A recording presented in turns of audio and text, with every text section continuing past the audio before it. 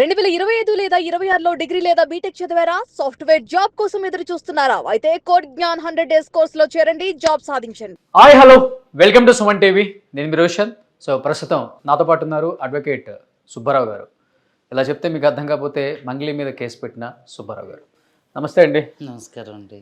ఏంటి ఇది తాగేసి పోలీస్ స్టేషన్కి వెళ్ళారా? అక్కడ మీకు కూడా టెస్ట్ చేస్తే 27 ఏదో వచ్చిందని చెప్పి అదే ఫుల్ హల్చల్ అవుతుంది మీరు ఫస్ట్. అంటే ఏంటంటే మీడియాలో దీన్ని టాపిక్ డైవర్ట్ చేయాలి, మొత్తం కూడా ఏంటంటే మంగ్లీ మీదకి వెళ్ళిపోతుంది. ఇదంతా కూడా ఏంటంటే ఎవరైతే ఈ బాధితులు ఉన్నారో వాళ్ళకి న్యాయం చేసే వైపు వెళ్తుంది. సో కాబట్టి ఏంటంటే కొంచెం పొలిటికల్ ఇన్ఫ్లుయెన్స్ యూజ్ చేసి నా చుట్టుపక్కల మీరు చూడండి ఒక 30-40 మంది పోలీసులు వచ్చేసారు. వచ్చేసి బలవంతంగా మీరు ఓదాలి అని, నా పర్సనల్ రైట్ నువ్వెవరు చెప్పడానికి అని చెప్పేసి, అయినా సరే నాకు భయం ఏం లేదు, సరే నువ్వు ఎంత ఒత్తిడి తీసుకొస్తున్నావు అని చెప్పేసి ఊదును. ఆ ఊదడానికంటే ముందే కాఫీ తాగాను, వాళ్ళే ఇచ్చారు కాఫీ. ఎవరు? పోలీస్ స్టేషన్లోనే పోలీస్ వాళ్ళే ఇచ్చారు. మీకు మర్యాదలు ఫస్ట్ చేశారు, మర్యాదలు చేశారు, వాళ్ళు చేయాల్సింది ఏదైతే చేయాలనుకున్నారో అదంతా చేశారు. సో ఇచ్చి తర్వాత వెంటనే బ్రీత్ అనలైజర్ పెట్టేసి కాఫీలో ఏమైనా కలిపారా? కాఫీలో ఏం కలుగుతారంటే కెఫిన్ ఉంటుంది కదా, ఆ కెఫిన్ ఉంటుంది. కూల్ డ్రింక్ తాగినా కాఫీ తాగినా జనరల్గా 30% లోపు ఖచ్చితంగా వస్తుంది, అది నార్మల్. ఎవరైనా టెస్ట్ చేసిన తర్వాత స్టేషన్ లోపలికి పిలిపించి మర్యాదలు చేస్తారు కదా, మీకు మర్యాదలు చేసి వచ్చింది బయటకు వచ్చిన తర్వాత ఎందుకు టెస్ట్ చేశారు? అదే కదా ఈ పేరు చెప్పి బెదిరించింది. వాళ్ళు ఇస్తారా డబ్బులు? అదే కదా, అంటే వాళ్ళతో నేను కేసులో నుంచి వీళ్ళు బయటకు తీసేయమని, వీళ్ళ కేసులో నుంచి బయటకు తీసేయమని, వీళ్ళకి సంబంధించినటువంటి వాళ్ళ తమ్ముడి పేరు ఈవిడ పేరు యూజ్ చేయొద్దు, వాళ్ళ మీద చేసినటువంటి ఇంటర్వ్యూని డిలీట్ చేయించేయండి, మీకు ఎంత కావాలి చెప్పండి నేను ఇస్తా అని చెప్పేసి అన్నాను. ఎవరికి ఇస్తామని? నాకు ఇస్తానని. సో నేనన్నా ఈ బాధితులందరినీ ఆ రోజు తీసుకొని వెళ్ళా. నాకు ఇవ్వడం ఎందుకండి, బాధితులకు ఇచ్చండి చాలు, నాకు ఇచ్చే డబ్బులు ఏదో బాధితులకు ఇస్తే కొస్తే వాళ్ళకి ఆసరాగా ఉంటుందని కూడా చెప్పారు. చెప్పిన తర్వాత ఆవిడ అసలు ఎక్కడ కూడా కాంప్రమైజ్ కాలేదు. అసలు ఈ ఇష్యూ ఎక్కడ స్టార్ట్ అయింది అని అంటే, ఒక 2 నెలల క్రితం వీళ్ళంతా బాధితులు ఒక ప్రధాన పార్టీకి సంబంధించినటువంటి వ్యక్తులు తిరుమలేష్ అని చెప్పేసి మా స్నేహితుడు, అతని ద్వారా నన్ను కలవసారు. కలిస్తే దాదాపుగా నెలన్నర నేను స్టడీ చేశాను అసలు ఏంటి ఇష్యూ ఇది ఏంటి అని. చూస్తే అందరి నోట్ల నుంచి వచ్చే పేరు మంగ్లీ తమ్ముడు శివ, భరత్ చౌహాన్, శైలేష్ చౌహాన్, ప్రధాన నిందితుడు మధు, రామావత్ మధు. సో నేను వివరణ అడగడానికి ఒక మ్యూజిక్ డైరెక్టర్ గారు, ఆయన పేరు చెప్పడం ఎందుకు, కార్తీకే కదా, కార్తీక్ షోకి. అవునా? కార్తీక్ మీరు అడగండి కార్తీక్ గారిని. ఎక్కడైనా సరే చిన్న వల్గర్ లాంగ్వేజ్, ఆ అమ్మాయి అగ్రెసివ్గా మాట్లాడింది, దారుణంగా మాట్లాడింది, సెంట్రల్ ఏమని మాట్లాడింది, నువ్వెవరో నాకు తెలియదే, నేను అదే నువ్వెవరో నాకు తెలియదే, నువ్వు చిన్న ఇంటర్వ్యూలు చేస్తా, నువ్వు ఆఫ్టర్ ఆల్ శేఖర్ భాషత్ ఇంటర్వ్యూ చేసేదా, నువ్వు జూనియర్ లాయర్వా, నేను చూడలేదే, నేను పలానా మినిస్టర్ గారితో చెప్తే నువ్వెవరో తెలియదండి అన్నాను. ఆయన పేరు వద్దు, నాకు తెలియదు అన్నాను. అమ్మా సరే నువ్వంటే ఇప్పుడు ఒకేసారి ఆకాశానికి వెళ్ళిన, నువ్వు కూడా యూట్యూబ్ నుంచే వచ్చును, సరే నేను ఎవరో తెలియపోతే ఇక్కడ సమస్య కాదు, ఇక్కడ ఎవరైతే బాధితులు ఉన్నారో వాళ్ళు మీ పేరు చెప్తున్నారు, మీరున్నారా అంటే అంతేనా? వల్గర్ గా మాట్లాడారు? ఇంకా వల్గర్ గానే అంటే ఇక నువ్వు అని ఏకవచనంతో మాట్లాడి కొంచెం వల్గర్ లాంగ్వేజ్ యూజ్ చేశారు. వాళ్ళ తమ్ముడు ఎక్కువ ఈ వల్గర్ లాంగ్వేజ్ ఏమని మాట్లాడాడు, ఎవడు అడు సుబ్బు అంటే నాకు తెలియదే అన్నాను. తర్వాత మంగ్లీ కవర్ చేసింది, ఆహా లేదండి ఈయన సుబ్బు గారు అని ఆయనకు తెలియదు, వచ్చింది లాయర్ గారు అని ఆయనకు తెలియదు, ఎవరో అనుకొని మాట్లాడినాను. ఎవరు అనుకుని మాట్లాడేంటి, కార్తీక్ గారు మీతో హైకోర్టు లాయర్ గారు సుబ్బు గారు మాట్లాడతారని చెప్పే కదా కలిపింది. ఏంటంటే వీళ్ళకి అహంకారం వచ్చేసింది, అహంభావం వచ్చేసింది. ఆవిడ ఏదైతే మూలాలు ఉన్నాయో ఆ మూలాలను మర్చిపోయింది. సరే ఓకే ఇది పక్కకు పెట్టేద్దాం. అయితే చేసినప్పుడు ఇట్లా ఒక కేసు వల్లే మీరు మొత్తం ఆ క్యారెక్టర్ని మీరు జడ్జ్ చేస్తున్నారు. ఎందుకంటే ఆవిడతో నేను మాట్లాడినప్పుడు కూడా ఆవిడ స్ప్లిట్ పర్సనాలిటీస్ లాగా వెంటనే మారిపోతుంది. ఫస్ట్ సార్ అంటది, తర్వాత సుబ్బు గారు అంటది, తర్వాత నువ్వు అంటది, ఏదన్నా అంటే నా మాట తీరే అట్లా అంటది. సో నాకు తెలిసినంత వరకు ఇందులో ఎవడో ఖచ్చితంగా 420నే, వాళ్ళ తమ్ముడు ప్రధానంగా ఇంక్లూడ్ అయ్యి ఉండు. ఎవరు పేరేంటి? శివ. నిన్న మీడియా ముందు డబ్బులు లెక్క పెట్టింది ఒకటే ప్రవేశపెట్టింది అతనేనా? లేదు, మీడియాలో వస్తున్నటువంటిది పేరు తప్పుబడింది, అది భరత్ చౌహాన్. నేను చెప్పేది ఆ పర్సన్ ఈ పర్సన్ ఒకటేనా? కాదు అని చెప్పి వాళ్ళ తమ్ముడిని చూపించింది కదా మీడియా ముందు, అతనే కదా శివ అంటే? అది వినయంగానే ఉన్నాడే అక్కడ ప్రెస్ మీట్ లో. అదే కదా, సాంప్రదాయాన్ని శుద్ధపోస్తేనే అన్నట్టు వ్యక్తి చాలా హారబుల్, చాలా వల్గర్గా లాంగ్వేజ్గా మాట్లాడుతుంది. ఈరోజు కూడా ఏదైతే బాధితులు ఉన్నారో బాధితులకు ఫోన్ చేసి అంటే మెసేజ్ చేసి మాట్లాడటం జరిగిందని.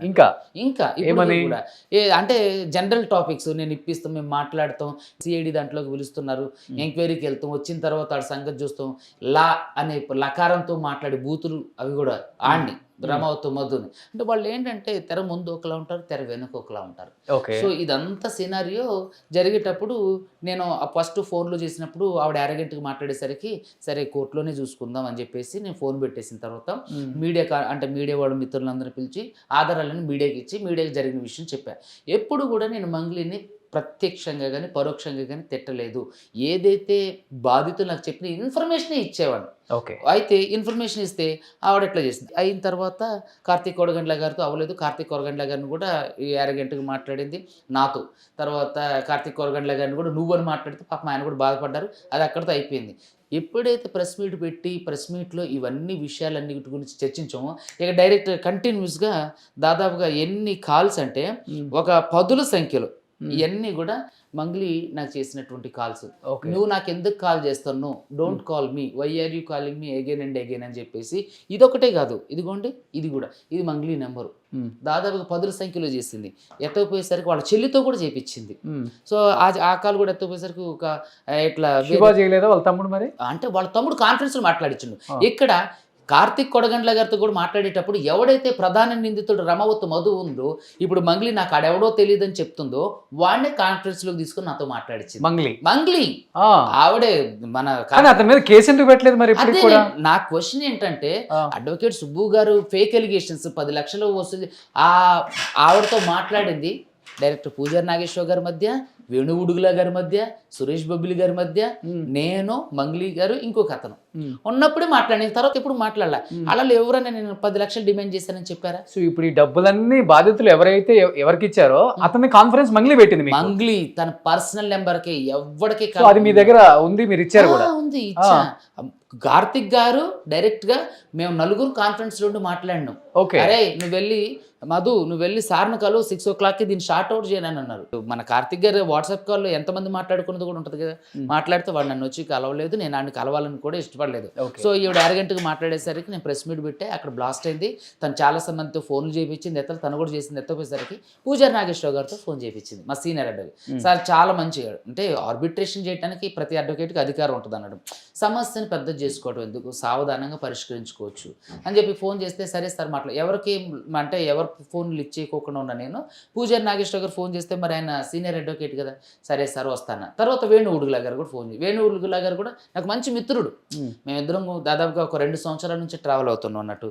సో మిత్రుడు సుబ్బు గారు రండి మనం మాట్లాడదాం అంటే నేను ఆయన సుబ్బు అంటాడు. చెప్పన్నానంట, దా సుబ్బు ఒకసారి మాట్లాడదాం, ఆడపిల్ల ఏదో మాట్లాడుతుందట అంటే సరే అని వెళ్తే సుబ్బు గారు నేను మిమ్మల్ని అరగంటకి మాట్లాడడం తప్పేనండి, సారీ. ఆమె సారీ అని పెట్టిన మెసేజ్లు కూడా ఉన్నాయి. సారీ అండి క్షమించండి అంటే నేను నిన్ను క్షమించేది ఏం లేదమ్మా, అయిపోయింది ఆల్రెడీ. అప్పటికే మేము ఆల్రెడీ కోర్టుకు వెళ్తున్నాం. వాళ్ళందరూ కూడా వాళ్ళ పోలీస్ స్టేషన్లలో మీ మీద కేసులు అన్ని తెలంగాణ, ఆంధ్ర, కర్ణాటక అన్ని పోలీస్ స్టేషన్లలో కేసులు కూడా పెట్టించాం. అంటే సివిల్ సూట్ కదా, పోలీసులు తీసుకురా అత్రూ ఆర్పిఐడి పంపించి దాన్ని హైకోర్టులో కేసు వేయాలి. ఓకే.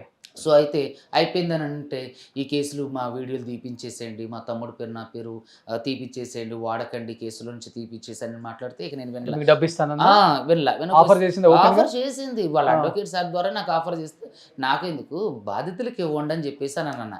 అక్కడికి అది అవ్వపోయేసరికి వేణు ఉడుగుల గారు నేను మీకేం కావాలన్నారు సార్, నాకు ఒకటి ఆ అమ్మాయి ప్రమేయం లేదంటుంది కదా. ఎవడైతే ప్రధాన నిందితుడు రమావత్ మధు ఉండు ఈ పిల్ల పేరు చెప్పి ఈ మంగ్లీ పేరు చెప్పి ఏదైతే డబ్బులు వసూలు చేసిండు వాడెవరో తెలియదు అంటుంది కదా. ఆ రోజు కూడా పూజారి నాగేశ్వర గారి ఆఫీస్లో కూడా వేణు ఉడుగుల గారు అందరూ ఉన్నాక ఆ ప్రధాన నిందితుడికి ఫోన్ చేసి నాతో మాట్లాడించింది. సో సంబంధం లేదని అంటుంది. ఆ అమ్మాయి దగ్గర పర్సనల్ నెంబర్ ఎలా ఉంది, సరే ఓకే వదిలేండి, ఆ అబ్బాయి మీద కేసు పెట్టమనండి. ఇప్పుడు నీ పేరు చెప్పే కదా పెట్టాలి కదా, నీ పేరు నా పేరు చెప్పి ఎంతమంది డబ్బులు వసూలు చేస్తారో నేను ఎలా కనుక్కోవచ్చు నాకు తెలియదు కదా అన్నారు. ఓకే అమ్మ నేను విన్నాను ప్రెస్ మీట్ అంతా. మరి ఇప్పుడు ఇతను చేశాడని తెలిసినప్పుడు అతని మీద కేసు పెట్టాలి కదా, ఎందుకంటే తిన పేరే యూజ్ చేసుకుంటూ కదా. ఎందుకంటే అలా కేసు పెడితే ఈ భాగవతం కూడా బయటకు వచ్చేస్తుంది, ఈ విషయాలన్నీ బయటకు వస్తాయి. రేపొద్దున ఆడబోయి ఊరుకోడు కదా, నా మీద నువ్వు తప్పించుకోవడానికి నా మీద కేసు పెడితే ఉన్నవన్నీ చెప్పేస్తారు కాడు. సో అందుకనే ఆ అమ్మాయి ఆడి మీద కేసు పెడతలేదు. ఇక్కడ అడ్వకేట్ సుబ్బు నన్ను తిట్టిండి, ఎక్కడ తిట్టా ఆన్ రికార్డులో ఒక్కడు. కానీ తను డిఫేమ్ చేయడానికి తన పేరు వాడుకుంటున్నావు, తనతో పాటు ఏదో గొడవ పడ్డట్టు మీడియాలో ఒక వీడియో కూడా తను చూపించింది. ఆ వీడియోలో కూడా వేరే ఇంకొక యాంకర్ అంటే క్రష్ అంట నీకు బిగ్ బాస్ వెళ్ళటానికి తన్ని డిఫేమ్ చేసి తన పేరు వాడుకొని, సో ఆమె ఓపెన్గా అన్ని చూపిస్తుంది కూడా ఇది ఇది ఇది అని. కానీ ఏంటి నువ్వు ఒక యాంకర్ అంటే క్రష్ అని తను మాట్లాడింది కదా, దానికి మీరు సమాధానం చెప్పలేదు. సినిమాలంటే పిచ్చి ఆయనకి, నన్ను వాడుకొని డిఫేమ్ చేస్తున్నాడు అన్నారు. సో ఓవరాల్గా చూస్తే బిగ్ బాస్ వెళ్ళడానికి ఇదంతా స్టోరీ అల్లినట్టే తను చూపించారు కదా మిమ్మల్ని. అవును. మరి దానికి ఏం చెప్తారు? చూడండి, ఇప్పుడు ఆ అమ్మాయి మీద డీఫ్రేమ్ చేస్తే నాకు ఎట్లా ఫేమ్ వస్తుంది? ఇది చాలా తప్పు. అంతే కదా, తను సెలబ్రిటీ కదా. సెలబ్రిటీ మీద అంటే కేసులు ఇప్పుడు చాలా మంది సెలబ్రిటీల మీద మనం చూస్తే బెట్టింగ్ యాప్ల మీద కేసులేని ఆ కేసులు వేసిన అడ్వకేట్లు అందరూ కూడా హీరోలు అయిపోయారా, ఫేమ్ అయిపోయారా? ఇదంతా బుల్షిట్ థింగ్. నేను 10 లక్షలు డిమాండ్ మీరు అప్పుడు కేసులు వాదించలేదు కదా? ఏమంటే అప్పటికి కేసు ఆల్రెడీ కేసు ఫైల్ అయింది. నేను ఏమంటానంటే ఆ అమ్మాయిని 10 లక్షలు అడిగానని, ఎవరో ఒక అమ్మాయి ప్రముఖ సింగర్ పాప యాంకర్, ఆ అమ్మాయి పేరు నేను ఎందుకు చెప్పాలి, ఈవిడ కావాలని ఈ టాపిక్ ని డైవర్ట్ చేయాలి. ఇప్పుడు ఏం బంజారా పిల్లన్నప్పుడు ఆమె కూడా బంజారా అమ్మాయి కదా, అంటే ఆమెకి భవిష్యత్తు లేదా? అంటే నువ్వు తప్పించుకోవడానికి ఎవరన్నా లాక్కొస్తావా? కనీసం నేను ఆవిడతో అన్నట్టు కానీ చెప్పినట్టు కానీ ఏమన్నా ఆధారం ఉందా? ఆవిడ 10 లక్షలు డిమాండ్ చేసి నన్ను సుబ్బు అనే అడ్వకేట్ గారు అని అందే. ఎక్కడ నేను 10 లక్షలు డిమాండ్ చేసి అసలు నీకు నా దగ్గర నుంచి ఆమెకు ఒక్కసారి కూడా ఒక ఫోన్ కాల్ కూడా వెళ్ళాల. ఆ అమ్మాయి 10 సంఖ్యలో ఫోన్లు చేసింది. మేము కూర్చుంది ఒకే ఒకసారి పూజారి నాగేశ్వర గారు ఆఫీసులో. 10 లక్షల రూపాయలు నేను డిమాండ్ చేసినప్పుడు పూజారి నాగేశ్వర గారు, వేణు ఉడుగుల గారు, సురేష్ బొబ్బిలి గారు ఎవరో ఒకరు చెప్పాలి కదా, దీన్ని నిర్ధారించాలిగా. ఇది అబద్ధం. ఎందుకంటే అక్కడ మాకు డబ్బులు ఆఫర్ చేసింది. తిరిగి ఏంటంటే ఈ మీడియా డైవర్షన్ చేయాలి, ఇక్కడ ఉన్న వాళ్ళందరినీ కూడా ఏంటంటే ఈవిడ విక్టిమ్ కార్డు యూజ్ చేస్తుంది, బంజారా కార్డు యూజ్ చేస్తుంది, విమెన్ కార్డు యూజ్ చేస్తుంది. ఏంటంటే నీకు ఎటువంటి సంబంధం లేదు. మరి నీకు ఎటువంటి సంబంధం లేకపోతే నేను అదే అన్నా, నీకు సంబంధం లేదంటున్నావు అమ్మా, వాడి మీద కేసు పెట్టని, వాడి మీద కేసు పెట్టి ఎఫ్ఐఆర్ చేయించు. లేదు చేయను అని అన్నాను. నేను చేయలేను సార్, నేను పోలీస్ స్టేషన్ చుట్టూ తిరగలేదు. ఓకే, ఎవరైతే బాధితులు ఉన్నారో బాధితుల తరపున నువ్వు వచ్చి మాకు సంఘీభావం తెలియజేసి బాధితులు అదేగా చెప్తుంది, బాధితులకి నేను న్యాయం చేస్తాను. ఎక్కడ మేమైతే దీంట్లో లేము. బాధితులకు న్యాయం ఇప్పుడు ఒకటి చెప్పండి, ఇప్పుడు ఆ డబ్బులు లెక్క పెట్టే దాంట్లో ఉన్న పర్సన్ ఎవరు అసలుకి? మీరు అడిగిన ఈ 2 క్వశ్చన్లకి ఇప్పుడు ఆన్సర్ చేస్తా. బాధితులకు నేను న్యాయం చేస్తానన్నది ఎలా చేస్తుంది న్యాయం? అంటే ఒక ప్రెస్ నోట్లో ఏదో ఓవరాల్గా చెప్పేస్తే సరిపోయిందా? రేపు మేము అందరం కలిసి హైకోర్టుకు వెళ్తున్నాం, రమ్మనండి బాధితురాలుగా ఆమెను కూడా, బాధితుల పక్షాన్ని రమ్మనండి. నేను సుమన్ టీవీ వేదికగా ఆ అమ్మాయిని నేను అడుగుతున్నా, మంగళి గారు రండి, రేపు మేమందరం హైకోర్టుకు వెళ్తున్నాం, మీరు కూడా రండి, వస్తే పోలీస్ స్టేషన్కు కూడా వెళ్దాం, ఇట్లా పలానా మంగళి గారి మేమే ఉంటాం, అప్పుడు ఆవిడకి మేమే సపోర్ట్ చేస్తాం. విక్టిమ్స్ అందరూ ఇప్పుడు దాదాపు 20 మంది బయట ఉన్నారు కదా, వాళ్ళందరం కలిసి దీంట్లో మంగళి గారిది ఎటువంటి తప్పు లేదని మేమే ప్రకటిస్తాం, రమ్మనండి, వచ్చి వాడి మీద కేసు పెట్టి ఎఫ్ఐఆర్ చేయించమనండి, చేపించి బాధిత తరపున నిల్చోమనండి. నేను ఎన్నోసార్లు అభ్యర్థించాను, ఇలా చేయండి అంటే నేను చేయను అంటుంది. ఎందుకనంటే వాళ్ళ చిన్న చెల్లిని ఈ అబ్బాయికి ఇచ్చి చేస్తున్నారు అని అందరికీ చెప్పిన మాట. ఇప్పుడు ఎవడైతే ప్రధాన నిందితుడు రమావతు మధు ఉండో వాడికి వీళ్ళ చిన్న చెల్లినిచ్చి చేస్తున్నారని చెప్పి వీళ్ళందరికీ చెప్పి, అమ్మాయి కూడా సింగర్ కదా? లేదు, చిన్న అమ్మాయి, అదే చిన్న అమ్మాయి, ఇంకొక అమ్మాయి. ఓకే, సో ఆ అమ్మాయిని ఇచ్చి పెళ్లి చేస్తున్నారని చెప్పేసి వీళ్ళందరికీ చెప్పిండు. వీడు చెప్పడమే కాదు, సింగర్ మంగళ వాళ్ళ తమ్ముడు వీళ్ళ దగ్గర రూఢిపరిచిండు, వీళ్ళతో పాటు తిరిగిండు, తిండో ఉండు. ఏదైతే ఇప్పుడు సొంత తమ్ముడు Shiva Gokulananda infra India private limited ఏదైతే ఉందో దాని ఓపెనింగ్ వచ్చిండు, దాంతో పాటు ఉండు, వీళ్ళందరితో మీరు పెట్టుబడి పెట్టండి, మేమంతా చూసుకుంటాం, అక్క ఉన్నారు, మా చెల్లిని కూడా ఇతనికి ఇచ్చి పెళ్లి చేస్తానని చెప్పి వీళ్ళందరితో తిరిగిండు. ఆ ఫోటోలు కూడా ఇప్పుడు మీకు ఇచ్చాను. ఇంకోటి ఏంటంటే అర్ధరాత్రి మధు కన్స్ట్రక్షన్ ఇంటికి మంగళి గారు విజిట్కి వెళ్ళారు. అదే విధంగా ఈయన ప్రత్యక్ష సాక్షి. మంగళి గారు ఆయన ఎవరో ఒక ఆయన ఆర్మీ ఆఫీసర్ మురళీ నాయక్ గారు ఆంధ్రలో చనిపోయారు బెంగళూరులో. ఆయన కలవడానికి అతనికి నివాళులు అర్పించడానికి వెళ్ళినప్పుడు కూడా వెహికల్ అరేంజ్ చేసింది నేనే. ఓకే, దాని ఎవరికి? మంగళి గారికి. అవునవును, వచ్చి డబ్బులు ఏదో ఇచ్చి వాళ్ళకి. అవును. సో ఇక్కడ నేనేమంటానంటే ఇవన్నీ కూడా ప్రధాన ప్రత్యక్ష సాక్ష్యాలు. ఈవిడ చేస్తున్నటువంటి అలిగేషన్, ఇప్పుడు అడ్వకేట్ సుబ్బు నన్ను 10 లక్షలు అడిగిండు, పలానా ఆవిడంటే క్రష్ అండు, అసలు ఇవి కేసుకు సంబంధించిన విషయాలు. అసలుకి ఇక్కడ ఏమైపోయిందంటే బాధితులు వర్సెస్ మధు అవ్వాల్సిన కేసు సో సుబ్బు వర్సెస్ మంగళి అయిపోయింది. ఇక్కడ ఏంటంటే డీవియేషన్స్ తీసుకొస్తున్నారు. ఇక్కడ ఏంటంటే ఇప్పుడు అడ్వకేట్ సుబ్బు గారు ఇప్పుడు ఆన్ బిహాఫ్ ఆఫ్ అడ్వకేట్ అందరు క్లయింట్ల తరపున కేసులు వేస్తారు. ఇలా ఇక కేసులు వేసిన వాళ్ళు అందరూ ఆపోజిట్ అడ్వకేట్ల మీద కేసులు వేస్తే న్యాయ వ్యవస్థ మీద ప్రభావం పడదా? ఇది ఏంటంటే ఇతను నేను బెదిరించి ఇతను డబ్బులకు లొంగలేదు, సో కేసులు లాంటివి పెట్టి బెదిరించే ప్రయత్నం చేస్తే తప్పు కొట్టడు. ఇప్పుడు కూడా సజ్జనార్ గారికి వినతి పత్రం ఇచ్చి వచ్చారు, మీ మీద యాక్షన్ తీసుకోమంటున్నారు కానీ తప్ప బాధితుల మీద అన్యాయం చేసిన మధుగు మీద యాక్షన్ తీసుకొని వీళ్ళకి న్యాయం చేయండి అని ఇవ్వట్లా. ఎక్కడ అక్కడే డౌట్ వస్తుంది అందరికి కూడా ఇప్పుడు. అదే అంటున్నా, ఎక్కడ ఇవ్వట్లా. పంజగుట్ట పోలీస్ స్టేషన్ లో అక్కడ వరకు ఎందుకంటే నార్సింగి పిఎస్ లో కంప్లైంట్ ఇచ్చింది. అక్కడ ఉన్న సిఐ గారు హరికృష్ణారెడ్డి చాలా మంచి వ్యక్తి. ఆయన వివరాలు అడిగితే ఆధారాలు అడిగితే ఇప్పుడు ఒక్కటి కూడా ఇవ్వలేదు. అక్కడ ప్రధాన పత్రికల్లో వచ్చింది. ఏమున్నాయి ఆధారాలు? నేను ఆవిడకు ఫోన్ చేసింది లేదు, ఆవిడ నాకు ఫోన్ చేసింది, ఆవిడ నన్ను బెదిరించింది, నేను అడిగింది లేదు. ఎందుకంటే వీళ్ళందరూ సాక్షి ఉన్నారు, డైరెక్టర్ గారు, లాయర్ గారు, మ్యూజిక్ డైరెక్టర్ గారు, నేను, వీళ్ళు కూడా ఉన్నారు. అక్కడ మళ్ళీ నా మీద దాడికి కూడా ప్రయత్నం చేసింది. పూజారి నాగేశ్వర గారు ఆఫీసులో లిఫ్ట్ దగ్గర కొంచెం కొట్టబోయారు మిమ్మల్ని. నా దగ్గరకు వచ్చి నువ్వు వినకపోతే నీ సంగతి చూస్తా అని చెప్పి వాళ్ళ తమ్ముడికి ఫోన్ చేసి మధుగడికి కలిపి, అరే వీడు ఇక్కడే ఉంటారా ఈడనంటే, అరే నిన్ను చంపేస్తావురా, నువ్వు కోర్టుకి వెళ్ళేది మాకు తెలుసు, చంపితే పెద్ద కేసు అయింది కానీ హిట్ అండ్ రన్ లో నిన్ను తొక్కిచ్చేస్తున్నాడు ట్రక్ బిట్ అని చెప్పేసి నన్ను బెదిరిస్తే, ఎవరు వీడే మన మంగ్లీ వాళ్ళ తమ్ముడు శివ, బ్రహ్మవత్ మధుగాడు మంగ్లీ వాళ్ళ తమ్ముడు మాట్లాడేసరికి ఇక్కడ గొడవ ఏదో అవబోతుందని చెప్పేసి వేణుగుడిలా గారు కూడా బయటకు వచ్చారు. వచ్చేసరికి అక్కడ నుంచి మా ఫ్రెండ్స్ తిరుమలేషు రవణ ఇద్దరు కలిసి నన్ను కిందకి తీసుకెళ్లారు. అక్కడ కింద వీళ్ళు ఏం చేస్తున్నారని మంగళి కార్ డ్రైవర్ వీళ్ళ ఫోటోలు వీడియోలు తీయడం, ఇది కింద ఉంచి మేము పైకి వెళ్ళాం కదా. సో అక్కడ ఇదంతా అయిపోయిన తర్వాత అక్కడ నుంచి వచ్చి మంగళి మీద కేసు ఫైల్ చేయడం జరిగింది. సో మంగళి కేసు ఫైల్ చేయడం, ప్రైమ్ ఆఫ్ ఎవిడెన్స్ లేకుండా పోలీసులు ఎఫ్ఐఆర్ ఫైల్ చేస్తారు. ఇంత దిగజారిపోయారా? ఏంటి లారీలు ఎక్కిస్తారా? లారీలు ట్రక్ తో దొక్కిచ్చేస్తారు. అధికార మదం ఉంది, లేకపోతే అధికారులు అండగా ఉన్నారు, లేకపోతే సెలబ్రిటీ మోజులో ఏం మాట్లాడుతున్నారు కూడా తెలియట్లేదు. సో ఆమె కదా మాట్లాడింది వాళ్ళ తమ్ముడు. ఈవిడ బూతులు తిట్టింది కదా, అరే ఊరే అనుకుంటా అరే వీడు ఇక్కడే ఉండరా అని. అంటే మధుకు ఫోన్ చేసి వాళ్ళ తమ్ముడు కాన్ఫరెన్స్ లో తీసుకొని అయితే అనేసరికి ఇక అక్కడ ఈ సీన్ అవుతుందని చెప్పేసి, మరి ఎందుకు ఈ బంజారా బిడ్డను తొక్కేస్తారు, అవకాశం రాకుండా అంచెలంచెలుగా ఎదుర్కొంటూ వచ్చాను, ఈ డైలాగులు ఇండస్ట్రీ ఒకసారి గమనించండి, పోలీసు వాళ్ళు కూడా ఒకసారి గమనించండి, అండ్ న్యాయ వ్యవస్థ, పొలిటికల్ లీడర్స్ ఎవరైతే సపోర్ట్ చేస్తున్నారో ఆమెకి, సార్ కళ్ళు తెరవండి సార్. ఇప్పుడు నేను కాసేపు అడ్వకేట్ సుబ్బు గారిని పక్కన పెడితే పక్కనే బాధితుడు ఉన్నాడు, ఈ బాధితుడి మాటలతో అయినా కొంచెం చెల్లించండి. ఇలాంటి వాళ్ళకి మనం సపోర్ట్ చేస్తే ఈ వ్యవస్థలో ఎవ్వరం బతకలేం. వాడిని పొడుచుకొని చేస్తారు. నీ మీదకి ఆయన ఎక్కియచ్చు, రేపు వాళ్ళు మీ మీదకి ఎక్కిస్తారు, అంతకుమించి ఏం లేదు. ఒక సెంట్రల్ మినిస్టర్, మీరేం గొప్ప ఏం కాదు, అతీతమేం కాదు, మీరు కూడా కష్టపడి పైకి వచ్చిన వాళ్ళే. 10,000కి నా జీవితంతో స్టార్ట్ చేసిన నా జీవితం ఈరోజు 10 లక్షలు తీసుకున్నారని నాతో ఫోన్లో కూడా అన్నావు మంగ్లీ, నువ్వే అన్నావు. ఇంకా హుందాగా బతకాలి కానీ లారీలు టిప్పర్లు ఎక్కించి జనాన్ని చంపేస్తారు, మీ అధికార దుర్వినియోగం చేస్తారు ఎవరన్నా సపోర్ట్ ఉంటే. అరే బాధితుడికి న్యాయం చేయమని చెప్తున్నారు. అంతమంది దగ్గర అన్ని కోట్లు కలెక్ట్ చేశాడు నీ తమ్ముడు, మధు అనేవాడు, ఇంకొకవాడు చౌహాన్ అనేవాడు. వాళ్ళని ఈడ్చుకొచ్చి చెంపలకేసి బాధి నా పేరు బదనాం చేస్తున్నారా, నా పేరు బదనాం చేస్తున్నారు మీరు, నేను కష్టపడి సంపాదించుకొని ఏర్పరచుకున్న ఎంపైర్ నా వెనక ఉంది, దీన్ని మీరు కూల్ చేస్తున్నారు, ఎదవల్లారా, పనికి మాలిన సన్నాసులారా అని వాళ్ళని చెంపలకేసి కొట్టి వాళ్ళని బయటికి తీసుకొచ్చి ఇదిగో ఇట్లాంటి వాళ్ళకి న్యాయం చేయి. నీ కాళ్ళు కడిగి నెత్తిని పోసుకుంటారు వీళ్ళందరూ, కాళ్ళు కడిగి నెత్తిని పోసుకుంటారు. ఇప్పుడు బాధితుడు మీ వర్షన్ ఏంటండి, మీరు ఎంత ఇచ్చారు? మీరు నేను సెప్టెంబర్ లో 12,50,000 రూపాయలు ఇచ్చాను సార్ పేటిఎం లో నుంచి, అండ్ మనీ వ్యూ నుంచి లోన్ తీసేసుకుని దానికి ఇచ్చాను. ఎట్లా ఇచ్చారు మీరు, అసలు ఎందుకు ఇచ్చారు మీరు? మాకు 2020లో మేము అందరం కలిసి, అంటే మధు రమవతం అది ఎవరైతే ఉన్నారో, మాకు అప్పుడు ఒక కంపెనీలో పనిచేసాం, మా కొలిక్ పనిచేసాను ఇక్కడ మల్లెపల్లిలో.